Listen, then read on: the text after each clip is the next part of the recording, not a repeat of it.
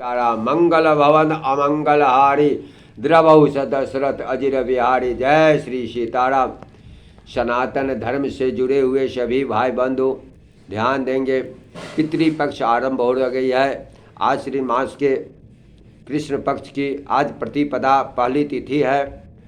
श्राद्ध प्रक्रिया आरंभ हो गई है।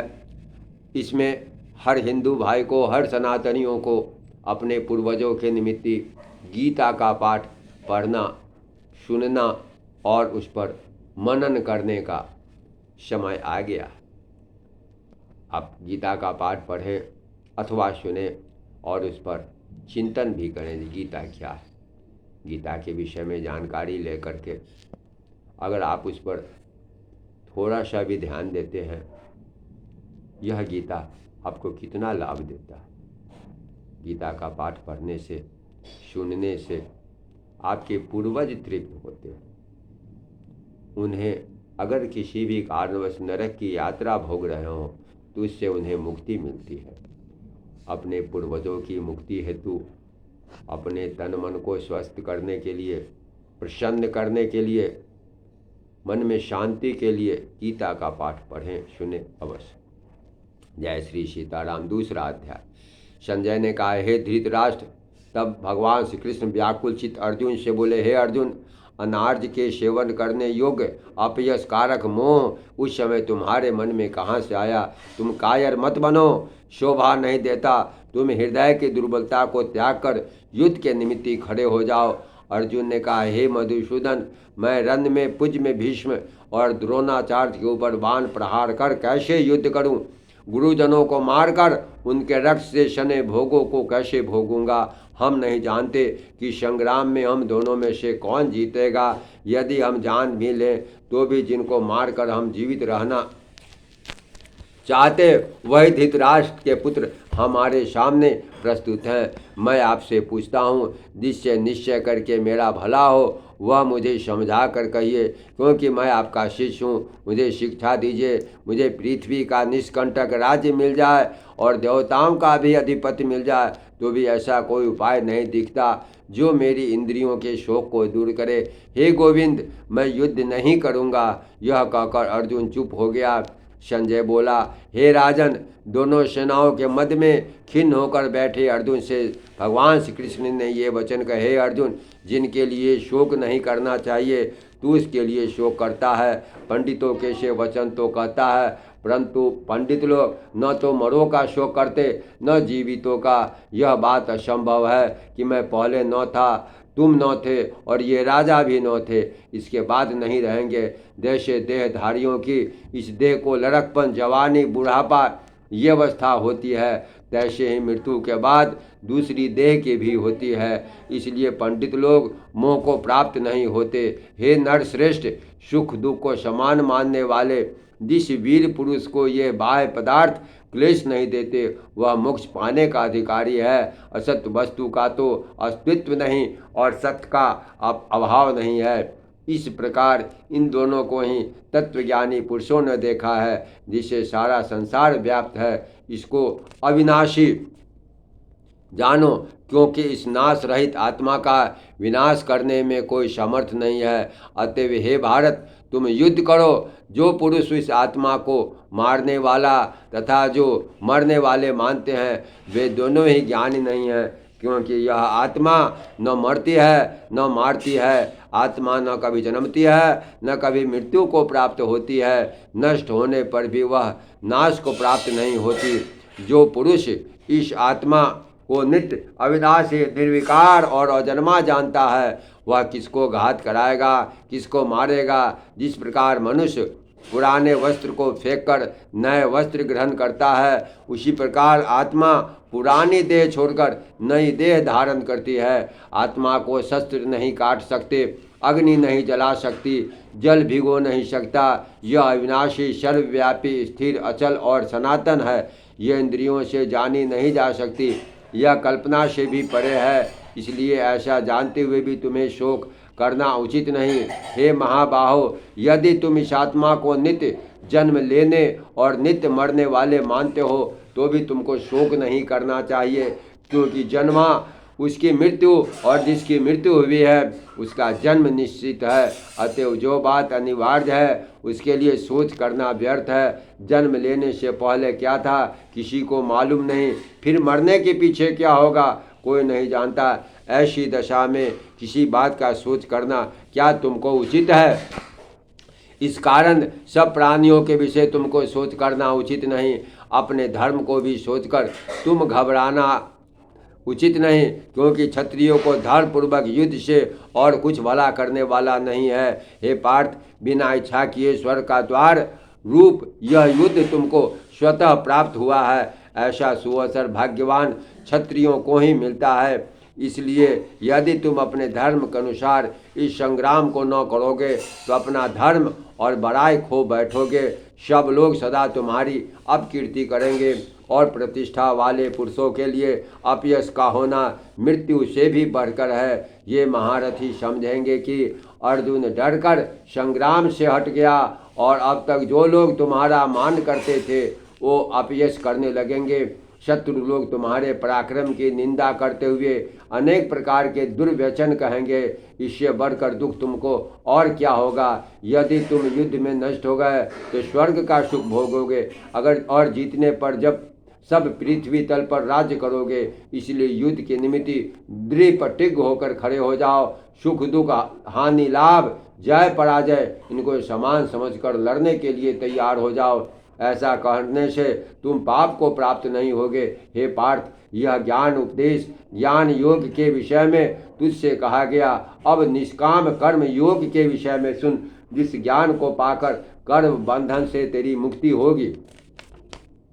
कर्म योग मार्ग एक बार प्रारंभ किए बिना कर्म का नाश नहीं होता और विघ्न पड़ने पर भी शुभ फल होता है। और इस कर्म का केवल प्रारंभ ही संसार के भय से छुड़ाकर पूर्ण ब्रह्म प्राप्त कराता है। निश्चय करने वाली बुद्धि निष्काम कर्म में एक ही है और कामना वाले पुरुषों की बुद्धि एकाग्र नहीं रहती। हे अर्जुन, अज्ञानी उस पुष्पिता वाणी को ही स्वर्ग सुख से बढ़कर कुछ नहीं समझते, स्वर्ग सुख को ही उत्तम पुरुषार्थ समझते हैं। उनको कामनाओं से चित्त व्याकुल होने के कारण निश्चयात्मक बुद्धि मोक्ष साधन की नहीं उत्पन्न होती, कारण कि उनका चित्त भोग आदि में सदैव निमग्न रहता है। जिन पुरुषों का चित्त इस प्रकार मोह लिप्त है और जिनकी आसक्ति भोग विलास स्वर्ग में है, ऐसे पुरुषों के अंतःकरण में निश्चयात्मक बुद्धि नहीं होती। हे अर्जुन, अनेक जलाशयों में मनुष्य का कार्य सिद्ध नहीं होता। बड़े जलाशयों से वे सब प्रयोजन अनायास ही सिद्ध हो जाते हैं। उसी तरह संपूर्ण वेदों में कहा हुआ काम कर्मों का फल ब्रह्म में भक्ति रखने वालों मनुष्यों को सहज ही में प्राप्त होता है। तुमको केवल कर्म करना चाहिए, फल तुम्हारे अधिकार में नहीं। तुम न तो फल की अभिलाषा से काम करो, न निकम्मे ही रहो। फल की आशा त्याग कर कार्य की सफलता को समान मानकर तुम योगस्थ होकर कर्म करो। यही कर्म ज्ञान योग है। बस बुद्धि योग सहित कर्म से अन्य कर्म अत्यंत हीन है। इसलिए तुम बुद्धि योग का आश्रय ग्रहण करो। फल की इच्छा रखने वाले निकृष्ट होते हैं। निष्काम कर्म करने वाला पुरुष ईश्वर कृपा से इसी संसार में सुकृत तथा दुष्कृत इन दोनों का ही त्याग कर देता है। इसलिए तुम निष्काम कर्म में प्रवृत्त हो, कर्म फल को त्याग करें। बुद्धि युक्त ज्ञानी पुरुष जन्म बंधन से हटकर मोक्ष को प्राप्त होते हैं। जब तुम्हारी बुद्धि मोह वन के बाहर निकल जाएगी, जब तुम्हारा मन आगे सुनने वाली तथा हुई बातों से विरक्त हो जाएगा, जिस समय यह निश्चय होकर आत्मा में स्थित होगा, तभी तुमको तत्व ज्ञान प्राप्त होगा। अर्जुन ने पूछा, हे केशव, आत्मस्वरूप में निश्चल बुद्धि वाला किसको कहा है? इसके लक्षण क्या हैं? भगवान श्री कृष्ण जी बोले, हे अर्जुन, जो महापुरुष मन की सब कामनाओं को त्याग देता है और अपने आप में ही प्रसन्न रहता है, उसको निश्चल बुद्धि कहते हैं। दुख में किसके मन में खेद नहीं होता, सुख में किसको आसक्ति नहीं होती और प्रीति भय क्रोध जिसके आते रहते हैं, वह महात्मा स्थिर बुद्धि वाला मुनि कहता है। जो शुभ पदार्थ प्राप्त होने से सहर्ष नहीं करता, अशुभ से अप्रसन्न नहीं होता, उसी को स्थिर बुद्धि जानना चाहिए। और कछुआ जैसे अपने अंगों को सिकुड़ लेता है, उसी तरह जो पुरुष अपनी इंद्रियों को विषयों से हटाता है उसी की बुद्धि स्थिर जानी चाहिए। निराहारी पुरुष के विषय घट जाते हैं, परंतु विषयों में उसकी चाह बनी रहती है। ब्रह्म का अनुभव होने पर चाह भी घट जाती है। हे अर्जुन, मोक्ष में प्रत्यक्ष करने वाले विद्वान व्यक्ति को भी प्रबल इंद्रियें बलात्कार से उसके मन को जीत लेती है। इसलिए सब इंद्रियों को विषयों से रोके मेरे विषय तत्पर हो जाए। जिसने इंद्रियों को वश में कर लिया उसी की बुद्धि निश्चल है। जो पुरुष विषयों के ध्यान में रहता है उसकी प्रीति हो जाती है। प्रीति होने से कामना होती है। इच्छा के पूर्ण न होने से क्रोध की उत्पत्ति होती है और क्रोध से अविवेक होता है। अविवेक से स्मरण शक्ति नष्ट हो जाती है। स्मरण शक्ति के नष्ट होने से बुद्धि क्षय होती है। जिसकी बुद्धि का नाश हुआ वह विनाश को प्राप्त होता है। जो पुरुष राग द्वेष से रहित हो, अपने मन को वश में रखता हो, वह शांति को प्राप्त होता है। शांति मिलने पर सब दुखों का नाश हो जाता है। प्रसन्न चित्त वाले की बुद्धि निश्चल होती है। जो पुरुष रोग युक्त नहीं है उसकी निश्चल बुद्धि उत्पन्न नहीं होती। ईश्वर में भावना नहीं होती। भावना के न होने से शांति प्राप्त नहीं होती। और अशांत को सुख कहाँ से मिलेगा। जैसे वायु नाव को जल में खींच ले जाती है, उस प्रकार इंद्रियां उस पुरुष की बुद्धि का नाश कर देती है। इस कारण हे महाबाहो, इंद्रियों विषयों से सर्वदा रोक ली गई है, उसकी बुद्धि स्थिर है। जो प्राणियों की रात है उसमें स्वयं ही जागता है, और जब प्राणी मात्र जिस समय जागते हैं मुनिजनों की वह रात्रि है। जल से भरे समुद्र में और नदियों का जल भरने पर भी वह अपनी मर्यादा पर रहता है। उसी प्रकार जिस पुरुष में इच्छा के रहने पर भी सब विषय भोग प्रवेश नहीं करते उसी को शांति मिलती है। विषयों की इच्छा करने वाले को शांति नहीं मिलती। जो सब कामनाओं को छोड़कर तथा इच्छा रहित विचरता है वह शांति को प्राप्त होता है। हे पार्थ, ब्रह्म स्थिति यही है। ऐसी स्थिति में मिल जाने पर प्राणी फिर मोह में नहीं फंसता और अंत समय में निर्वाण ब्रह्म को प्राप्त होता है। जय श्री सीताराम। ये अब गीता जी के दूसरे अध्याय का महात्म्य भी सुने। नारायण जी बोले, हे लक्ष्मी, दक्षिण देश में पूर्ण नामक नगर था। वहाँ एक देव सुशर्मा बड़ा धनवान रहता था। वह साधु सेवा करता, संत सेवा करते बहुत दिन बीत गए। तब एक बाल नामक ब्रह्मचारी आया, उस सेवा बहुत करी और विनती की, है संत जी, मुझे कृपा कर श्री नारायण के पाने का ज्ञान उपदेश करो जिससे मेरे जीवन का कल्याण और मुक्ति होवे। तब ब्रह्मचारी ने कहा, मैं तुझे गीता जी के दूसरे अध्याय का पाठ सुनाता हूँ, उसके सुनने से तेरा कल्याण होगा, तू श्रवण कर।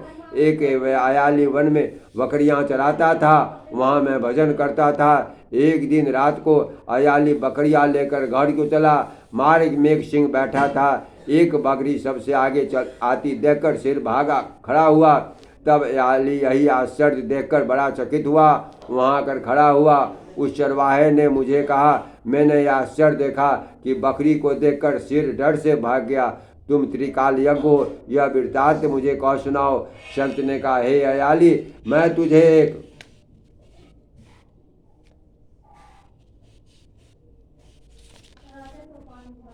पिछली वार्ता सुनाता हूँ। यह बकरी पिछले जन्म में डायन थी। जब उसका अवतार मर गया तब वह बड़ी डायन भई। जिस सुंदर लड़के को देखे खा लेवे। और यह शेर पिछले जन्म में फंदक था। वह पक्षी पकड़ने बाहर गया। डायन भी वन को गई। वहाँ डायन ने उस फंदक को खा लिया। अब वही फंदक शेर हुआ और वह डायन बकरी भई। शेर को पिछले जन्म की खबर है, इसलिए बकरी को देखकर शेर ने जाना अब तुझे भी खाने आई है। तब अयाली ने कहा, मैं पिछले जन्म में कौन था? तब संत ने कहा, तू पिछले जन्म में चांडाल था। अयाली ने कहा, हे ब्रह्मचारी जी, कोई उपाय भी है जिससे हम तीनों ही इस अधम देह से छूटे? तब संत जी ने कहा, हम तुम तीनों का उद्धार करते हैं। ये कह संत जी ने गीता के अक्षर सुनाए। तब उसी समय आकाश से विमान आए उन शमों को विमानों पर वह चढ़ाकर वैकुंठ लोक को गए। अधम देह से छूटकर देव देही पाकर वैकुंठ को गया। तब श्री नारायण जी ने कहा, हे लक्ष्मी, जो मनुष्य श्री गीता जी के ज्ञान को पढ़े सुने वह अवश्य मुक्ति को प्राप्त होता है।